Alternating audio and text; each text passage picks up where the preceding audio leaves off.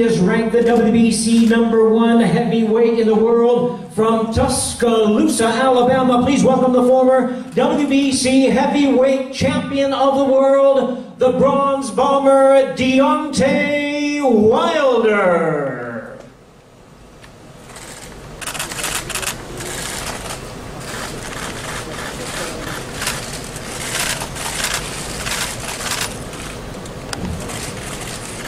And now, ladies and gentlemen, his opponent is the defending champion, standing at 6 feet 9 inches with a record of 30 wins, no losses, 1 draw with 21 wins coming by way of knockout. From Manchester, England, here is the undefeated WBC and lineal heavyweight champion of the world, known as the Gypsy King, Tyson Fury.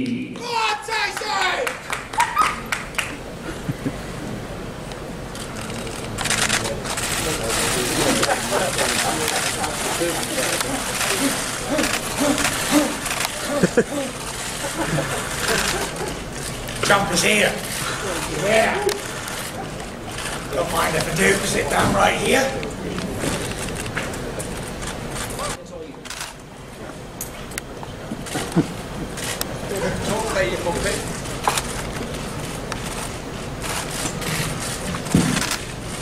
I'd like to thank my Lord and Savior Jesus Christ.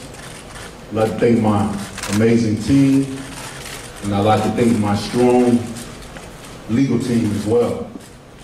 Look, enough said. Time to cut off his head. And come July the 24th, there will be bloodshed. Get your tickets now. I'll see you soon.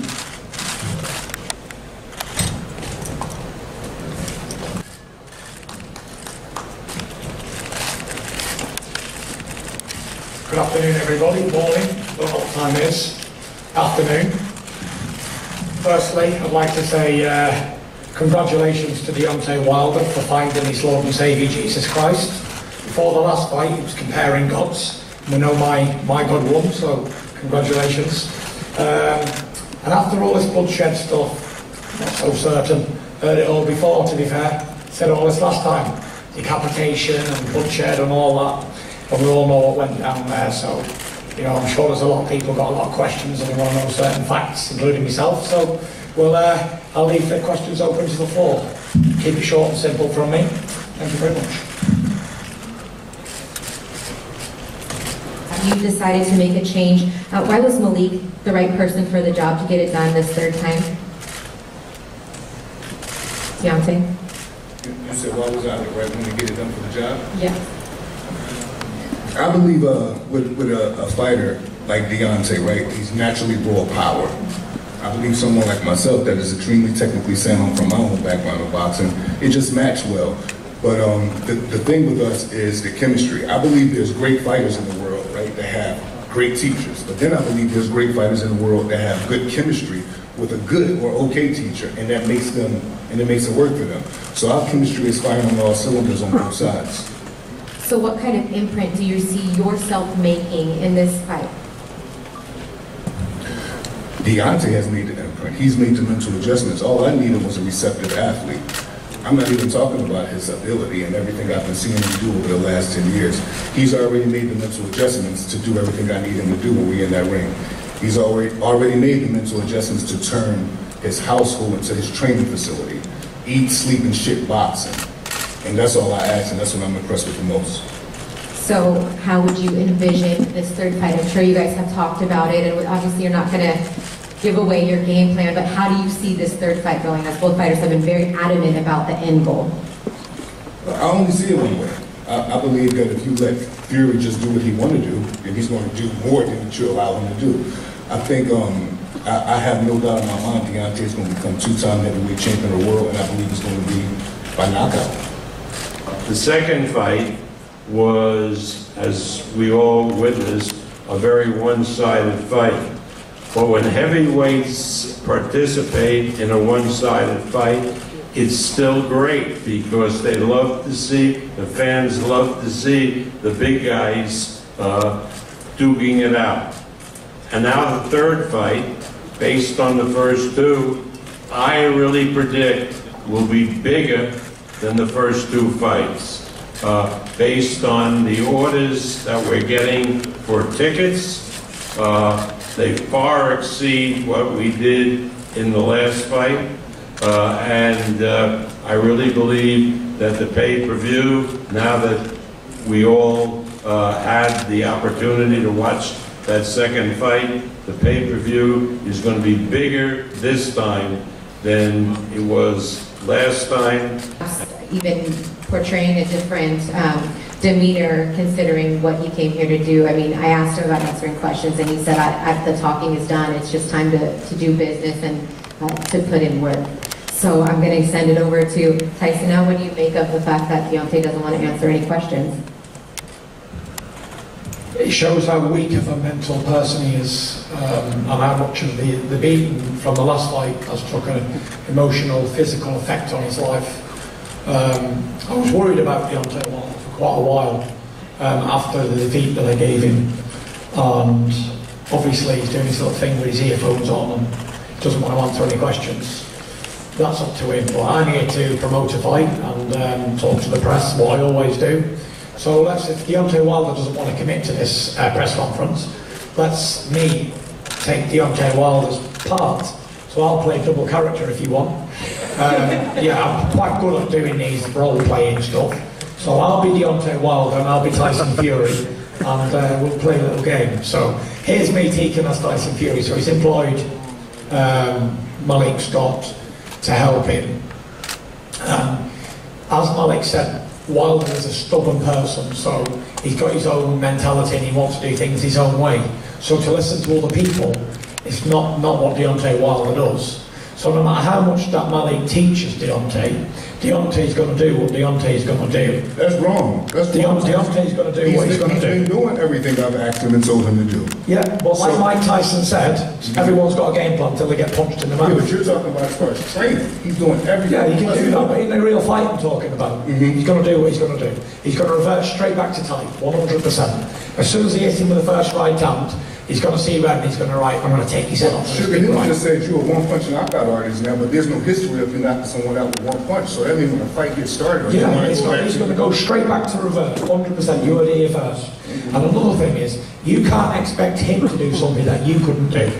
Like what? Knock you out? Yeah, like that. Yeah, but me and you never fought, Tyson. You must I know, but we did spar, didn't we? Yeah, we know what happened now. You're a 260-pound man that can fight. You bust my eardrum the first time we sparred. That's not something to brag about. You can fight. That's what you do. I know, but like you can't teach him to be some great fighter when you wasn't.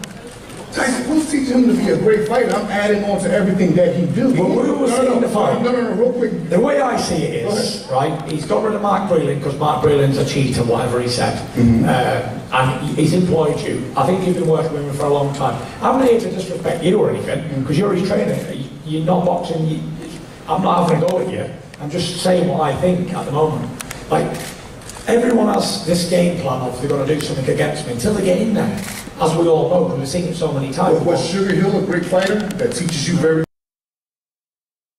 well? No, he wasn't. But this is what I'm saying. So why would you say, how am I going to teach him and I wasn't a great fighter? I don't believe that. You can teach him in the gym as much as you want. Right. But as soon as he gets in the ring, Deontay Wilder's got 43 but that's what we got today. He's going to do. That's what we're going to see July 24th. Well, we will see. But I'm going to state it here first. I'm going to stand my claim that it's going to be the same old Deontay Wilder we've always seen.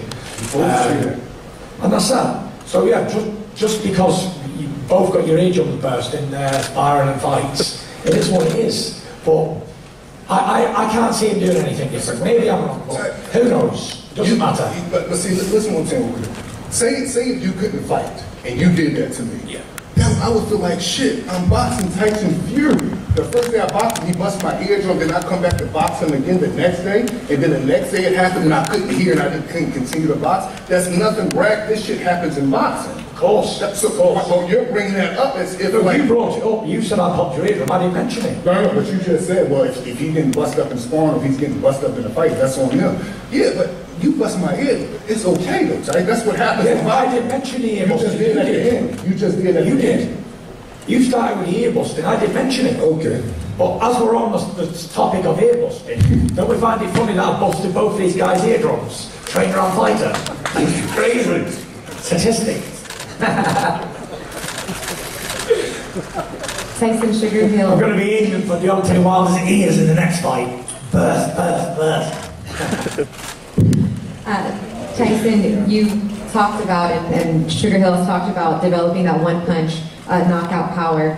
You said exactly how the last fight was going to go. I went back and watched all the press conferences, and it went exactly how you said. So, is it going to be, in your anticipation, a one punch knockout, or how do you see this third fight? I'll tell you how I was thinking. I gave my game plan away the first time because he wasn't good enough to do anything about it. And I'll do the same thing this time because he's not good enough to do anything about it. Deontay Wilder's a one-trick pony. He's got one punch power. We all know that. Great. But what I'm going to do to Deontay Wilder this time is I'm going to run him over as if I'm an 18-wheeler and he's a human being. And I guarantee you he does not go past where he did before. Because before I only had 5 or 6 weeks of practicing what I was going to do to him. This time I've had 18 months of practicing what I'm going to do to him. So I anticipate it's going to be like an 18-wheeler running over somebody. And that's what you're going to see. I'm building my weight up and trying to get up to 300 pounds for this fight. Yeah, because I'm looking for a big knockout straight away. I don't believe he's mentally, physically or emotionally involved in this fight. I think he's doing it for the wrong reasons. When people do things for the wrong reasons, they always wind up getting hurt.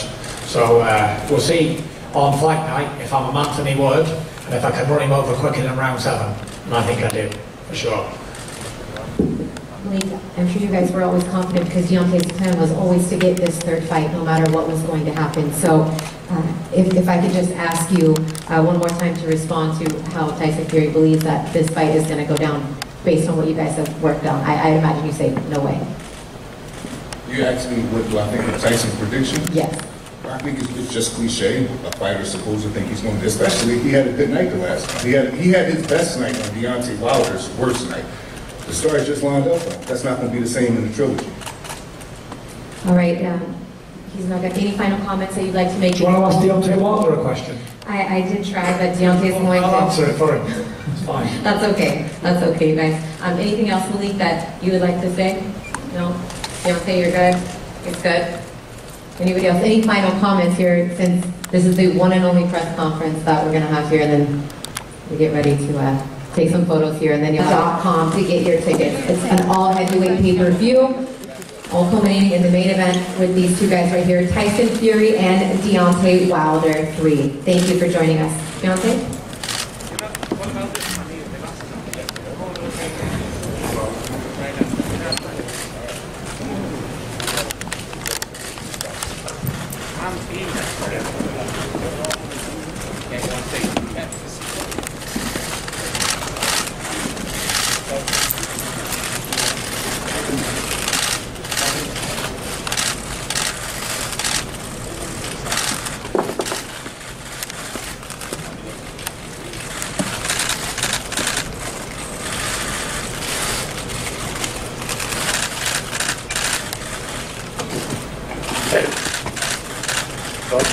To get here again.